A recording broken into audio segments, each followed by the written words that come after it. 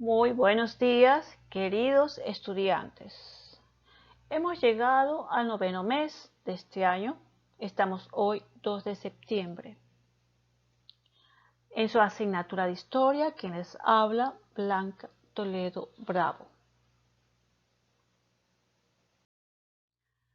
Pues el objetivo para este día es identificar las manifestaciones culturales a partir de la descripción del contexto histórico en que se originaron para distinguir cuáles de estos elementos son parte de nuestra identidad latinoamericana y ecuatoriana en la actualidad.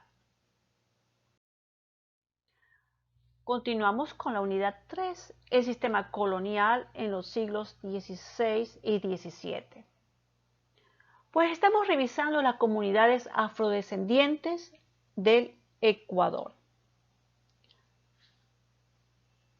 Como dignidad afroecuatoriana, encontramos que los pueblos afrodescendientes conforman el 5% de la población del Ecuador, con la mitad de afroecuatorianos que viven en las provincias del Guayas, Esmeraldas y Pichincha. En Imbabura y Carchi hay menos cantidad, pero mayor densidad. Históricamente, este pueblo ha sufrido discriminación racial, por lo que cada 18 de septiembre del país celebra el Día de la Dignidad Afro en conmemoración de la firma del decreto de manumisión en 1858. Son llamados afroecuatorianos a los descendientes de los esclavos que llegaron a América. Etimológicamente, el nombre de afroecuatorianos proviene de afrodescendientes de África y ecuatorianos nacidos en Ecuador. Su presencia data aproximadamente hace más de 500 años, aun cuando no existía la República del Ecuador como tal, y era conocida como la Real Audiencia de Quito. Desde entonces han aportado con su cultura, arte y costumbres heredadas por sus ancestros africanos, tomando matices y adopciones de culturas americanas nativas. De esta manera ayudan a enriquecer la diversidad cultural del Ecuador, que lo caracterizan como país pluricultural. Vamos a observar unos aspectos sobre esto. Afroecuatoriano o negro ecuatoriano es el miembro de una familia de un gran índice de negros y negras, un grupo étnico del Ecuador, cuyos antepasados fueron traídos como esclavos por los españoles durante la época de la conquista y la colonia. Según el censo del año 2011, los negros y mulatos representaban el 7.2% de la población nacional. ¿Cuál es su realidad? Histórica y culturalmente, los dos núcleos principales de la población y cultura afroecuatoriana se encuentran en la provincia de Esmeraldas y en el Valle del Chota.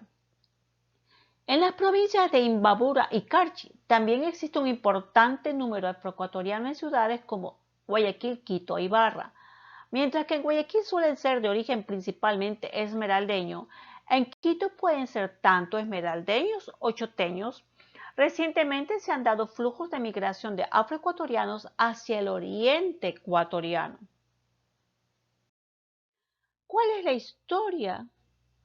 Pues gran parte de los negros ecuatorianos descienden de los sobrevivientes de buques negreros encallados en la costa norte del Ecuador y la costa sur de Colombia entre el siglo XVII y el siglo XVIII. Estos negros organizaron sus propias comunidades al margen de los indígenas y de los colonizadores españoles, siendo libertos por cuenta propia.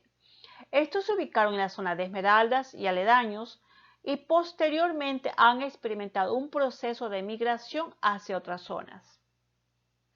A continuación, en su cultura y religión, el aspecto más visible y conocido de la cultura afroecuatoriana es la música.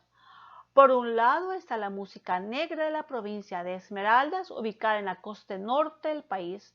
En este lugar se desarrolló y conservó la música característica de las comunidades afrodescendientes de esta zona, que se caracteriza principalmente por el uso de la marimba y los tambores. Son grandes músicos. La comunidad del Valle del Chota. Observamos que es otra comunidad de africanos que se estableció en el Ecuador desde finales del siglo XVII en el valle que perteneció a los caciques de Chota y Mira, en los límites de las actuales provincias de Carchi e Imbabura. Sin embargo, ya para 1650 arribaron los primeros grupos de esclavos comprados por particulares en Cartagena de Indias y procedentes de dos zonas, Guinea y Angola. De esta última provenían las mandingas, pueblos de tradición mahometana que practicaban la hechicería y por ser los africanos más cultos eran considerados orgullosos. Desde 1690 los jesuitas compraron a los ingleses, franceses y portugueses esclavos provenientes de Angola y del río Congo para trabajar en las plantaciones de caña de azúcar, en los tapiches y en la minería de Rivera, en sustitución de los indígenas diezmados por el paludismo y otras enfermedades, razón por la cual al valle también se le llama Cuangue o de la muerte. En 1767, cuando los jesuitas fueron expulsados de España y de sus colonias, había en el valle, en el año 2000, en el valle, 2.615 esclavos que luego pasaron a manos de familias ricas criollas. Esta comunidad de africanos se estableció en Ecuador desde finales del siglo XVII, pues se observa que los padres jesuitas compraban esclavos provenientes de Angola para trabajar en las plantaciones de caña de azúcar, como estábamos diciendo. En la minería del río, en reemplazo, los indígenas, puesto que ustedes vieron en la lección anterior, que los indígenas se redujeron de un 95% a un 5%. En 1767, cuando los jesuitas fueron expulsados de España, de sus colonias, se ve que ya había 2.615 esclavos. Pasaron a manos de familias criollas, pero muy ricas. Vemos a continuación la banda Mocha. Es un grupo orquesta compuesto de 12 a 15 músicos. Su nombre se da por los instrumentos de soplo que le integran y en particular los diversos tipos de puros, son recortados o mochos. Este tipo de bandas constituye una versión local afro de las bandas del pueblo. A finales del siglo XIX surgió la banda mocha, una agrupación instrumental similar a la banda militar que toca instrumentos elaborados con materiales del entorno natural. El nombre de mocha proviene de uno de esos instrumentos hecho con un calabazo seco cortado en un extremo que al soplarlo produce un sonido similar a una tuba. La bomba del chota es la danza tradicional que consiste en la improvisación de versos sobre temas de la vida cotidiana al ritmo de instrumentos de percusión. Suele haber desafíos entre hombre y mujer que visten faldas plisadas y blusas con colores llamativos.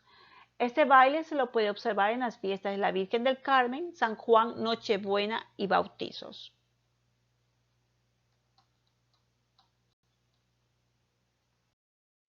Encontramos a la comunidad de Esmeraldas.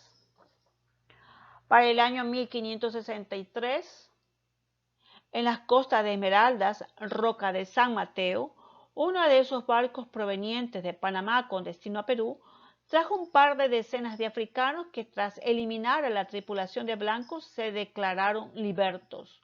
El líder de este alzamiento fue el cimarrón Antón, quien organizó con el pequeño grupo su propio reino o palenque, que bajo el gobierno posterior de Alonso de Illescas, un africano bautizado, y sus descendientes, nunca llegó a someterse totalmente a las autoridades coloniales y se negaba a pagar tributos a estas.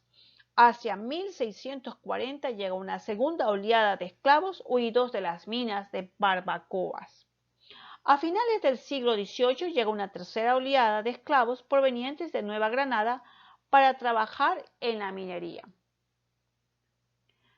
Pues estos barcos provenientes de Panamá con destino a Perú, estas docenas de africanos, como hemos observado, llegaron a sacrificar o a eliminar a la población de blancos que venían en ese barco. Así de esta forma se independizaron un poco y hasta 1640 y hasta el siglo XVIII llegaron más esclavos con los cuales pudieron trabajar en las minas. En cuanto a la herencia cultural de Esmeraldeña, como conocemos, es muy rica en danza, en su gastronomía, en su música. La cultura de Esmeraldas, la música y la danza se conjugan con la marimba. Esta marimba, que no es solo el principal instrumento, sino una fiesta típica. El currulao o danza de la marimba es un baile en el que las mujeres visten amplias polleras floreadas, o sea, sus faldas, se adornan con grandes argollas, agitan pañoletas de colores. Los hombres llevan camisa blanca amarrada a la cintura, pantalón blanco, pañuelo y sombrero. Danzan descalzos e interpretan coplas de autores anónimos. Esta cultura esmeraldeña se caracteriza por su buena música. Su música favorita o típica, el currulao. Aquí hombres y mujeres danzan con muchos colores y es un baile típico de grandes fiestas. En este día observemos esta frase. El día que se me acabe la imaginación, pediré consejo a un niño. Preguntamos por qué. Porque los niños tienen una amplia imaginación. Ellos siempre tienen algo nuevo que contarnos. En los anexos, el día de hoy les dejo un video sobre la cultura afroecuatoriana. Les pido siempre que lean su libro de historia. Aparte, quiero indicarles que cuando suban a la plataforma de YouTube, en los videos que se suben los días lunes, no solo pongan la palabra presente, sino que hagan un comentario sobre el propio video de esa semana. Esto es todo por este día. Les deseo que tengan un feliz y bendecido día.